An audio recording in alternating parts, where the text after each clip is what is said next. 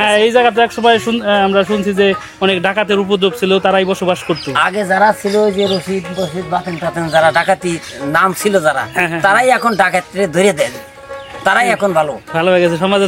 প্রিয় দর্শক, আজ আমরা চলে এসেছি মানিকগঞ্জ জেলার শিবালয় উপজেলার চর রঘুনাথপুর চরে। এই চরের মানুষের জীবন সম্পর্কে জানবো। মানে যে জায়গায় আছি, এটা আসলে এই জায়গাটার নাম কি? এটার নাম হচ্ছে চর রঘুনাথপুর। চর রঘুনাথপুর, এটা কোথায় অবস্থিত, মানে কোন উপজেলা, কোন জেলা? তেওতা ইউনিয়ন, এই উপজেলা আরিচা, মানে শিবালয়। শিবালয় জেলা হলে মানিকগঞ্জ। আপনারা কত বছর ধরে এই জায়গায় বসবাস করেন? মোটামুটি 10-12 বছর। 10-12 বছর। এর আগে কোথায় ছিল আপনাদের বাড়ি? এর আগে এই নদীর ওই পারে ছিলাম। ভেঙে গেছে? ভেঙে যায় আবার এনে আবার এসে বাড়ি। কয়বার ভাঙলেন মোটামুটি? আমার বয়সে 4বার ভাঙছি। 4বার ভাঙছেন। এখন মোটামুটি ভাঙার সম্ভাবনা ওইরকম নাই নাকি? এখন না, এখন তো এমপি সাহেব যদি একটু উদ্যোগ নিছে, যদি নদী শাসনের কাজ করে, তাহলে আমাদের চর তো অনেক উন্নত। আমরা বিদ্যুৎ পাইছি। হ্যাঁ, বিদ্যুৎ চলে আসছে না? বিদ্যুৎ, ওই যে কারেন্ট মোটর সব ধ্যান নাই, যে একদম পানির নিচ দিয়ে জায়গা সাবমেরিনের মাধ্যমে বিদ্যুৎ আসে। আর যে নগর বাড়ি থেকে মাটির নিচ দিয়ে লাইন কল্যাণপুরে আনছি। আচ্ছা আচ্ছা, কল্যাণপুরে আইনে আমাদের পুরা চর লাইন দিয়ে দিছে। এই জন্য আপনাদের একটা শান্তি চলে আসছে, একদম উন্নত এসে গেছে। আর যদি সরকার এটার উদ্যোগ নেয়, নদী শাসনের উদ্যোগ নেয়, তাহলে আমাদের এই চর মনে করেন পুরানের শিক্ষা উন্নত। আচ্ছা, এই জায়গার লোকজন বেশিরভাগই কি করে, পেশায় কি করে? এরা কৃষি কাজ, এই আবাদে যে গরু পালে, অনেক গরু দেখা যায়, অনেকগুলো গরু পালে। আর এমনি আছে কত এমনি বিদেশ করে, সৌদি আরব, লিবিয়া, ইটালি, অনেক রাষ্ট্রের লোক আছে আমাদের চরের লোক। আচ্ছা, এই জায়গা বসবাস করতে কেমন লাগে আপনাদের? আমাদের জন্য খুব ভালো, খুব ভালো। কিন্তু আসলে একটাই জিনিস সমস্যা, আমরা দৌড়দা ওই মোটর সাইকেলে যাইতে হয়, রিক্সার পথ নাই, কোনো রাস্তা নাই, তারপর আবার নৌকায় যাইতে হয়। চাইলেই আপনি দেখা গেছে একটা সেবা পাইতেছেন না, একদম লোক অসুস্থ হয়ে গেছে। এইটাই এলে আমাদের বড় চিকিৎসা সরকার যদি আমাদের এই চরে যে কোনো একটা ক্লিনিক করতো, যে ডাক্তার থাকতো, 2টা ডাক্তার, অনেক লোকের বসতি, তাহলে এখানে তো দরকারি একটা ক্লিনিক দরকার, অনেক দরকার। সরকার তো আমাদের এটা উদ্যোগ কিনে না, দূর যায় এই পর্যন্ত এমপি আছিল, ও আমাদের চরে মনে করছে এটা কিছুই নেই, হিসেবেই নাই। ও একটা দুর্নীতিবাজ। কারণ হচ্ছে এখন যে এমপি হয়েছে, উনি মুখটা বলছে, এখন কেমন ক্ষমতায় আসলে উনি করবো কিনা আমরা পরবর্তী বুঝতে পারবেন আর কি, উনি কি করলো আমাদের লেগে। আচ্ছা কাকা, এই জায়গায় আপনার জায়গার দাম কিরকম? জায়গা আগে তো ছিল গেলে 50-60-70 হাজার টাকা, মানে বিঘে। এখন বর্তমান রানিং 1,80,000 হয়ে গেছে। আচ্ছা আচ্ছা, তাও তো বিক্রির লোক নাই, মানে বিক্রি হয় না ওইভাবে? নাই, বিক্রি করে না, লোকই নাই। বিক্রি না হওয়ার কারণ কি কাকা? বিক্রি জমি বেচে না কেউ, ভাড়া দেয়। এই জায়গা দেখলাম আপনার জমি ভাড়া হয়, ওইটাই নাকি বেশি? ভাড়া না তো, এটা আছে কিছু জমি নিলে কট হয়, আপনি দেবে 1 লাখ টাকা কিংবা 50,000 টাকা হইলে আপনি কটে লাগতে পারতেছেন 1 বিঘা জমি, আবাদ করে খাইলেন, টাকা রিটার্ন পাবেন। আচ্ছা আচ্ছা আচ্ছা। আবার দেখা যাইতেছে কেউ বাড়ি করলো যে 1 বিঘা জমি 1 লাখ টাকা দাম, আমি 15 বছর থাকবো, 15 বছরে খাই আসো, বাড়ি ঘর করে থাকি। আচ্ছা আচ্ছা, আপনার ক্ষেত খামার আছে না? আছে, আমার আছে। আপনি কি কি বলেন? আমি যে তিল বুনি, 15 বিঘা বই তিল বুনছি, শস্যের আবাদ করে, আর 5 বিঘা বই ধান আছে। এই জায়গা কি কি ভালো হয় এই চরে? এই চরে সর্বোচ্চ ভালো হয় হলো মাসকালাই আর ইরি, এই আমার পশ্চিম দিয়ে সম্পূর্ণ জমি ইরি। আর তিলের ফসলও খুব ভালো হয়। আচ্ছা, এই যে এটাই কি আপনার বাড়ি না? হ্যাঁ, এটাই আমার বাড়ি। অনেক সুন্দর বাড়ি, একদম কবুতর আছে। 80 বা 90 দশকে এরকম গ্রামীণ বাড়িগুলো দেখা যেত।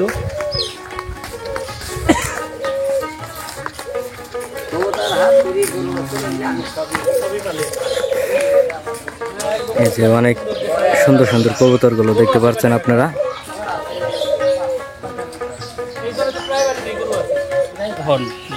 তবু এইখানেই বসবাস করে, আপনারা চাইলে তো নদীর ওই পারে ভালো জায়গায় বসবাস করতে পারেন। যে কোনো মুহূর্তে আমি পুরানো বাড়ি ঘর করে থাকতে পারি, কিন্তু এই জায়গাটার শান্তি অন্যরকম।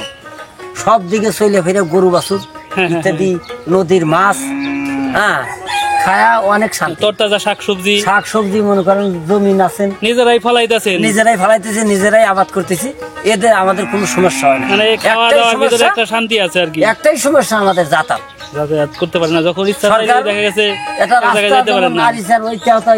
একটা রাস্তা দিত, ভ্যান রিক্সা চলতো, আমরা ইমার্জেন্সি আমরা আরিচা পার হতে পারতাম।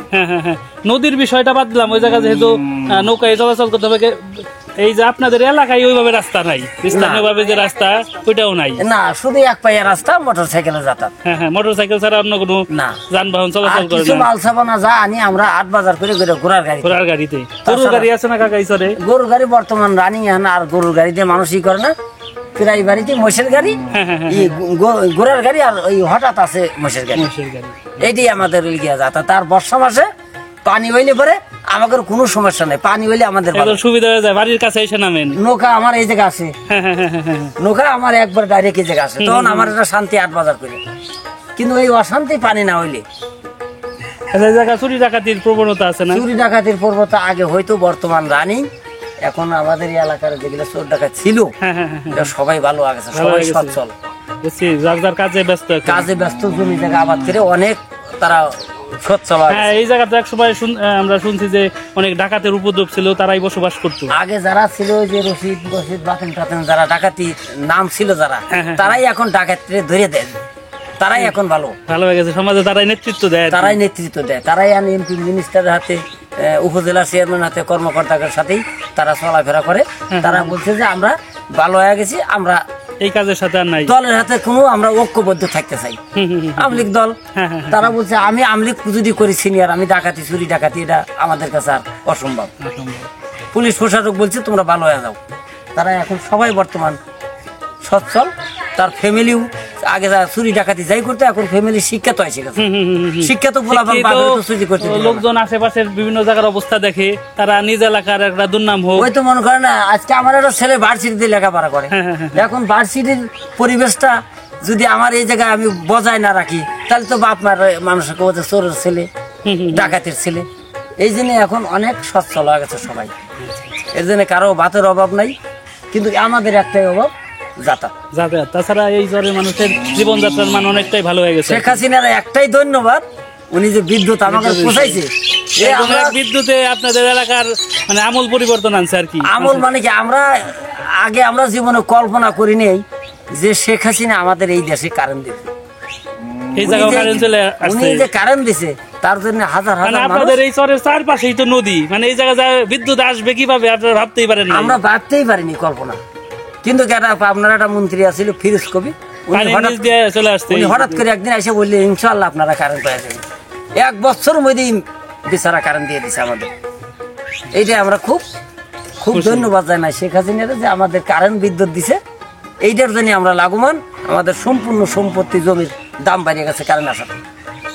সকল দিকে আপনাদের জীবনে এই দেখেন, পরিবর্তন আসছে। আমি এখন গরু জাপাইলাম মোটর দিয়া, এই যে মোটর সেট আগে তো দেখা গেছে গরু জাপানের জন্য পানির খোঁজে যায়, আমি এখন গোসল করলাম মোটর সেট। এইরকম শুষ্ক মৌসুমে তো অনেক কষ্ট আমার করতে হতো। গরুর ঘরে 2টা কারেন্টের ফ্যান, 2টা সৌর বিদ্যুতের ফ্যান।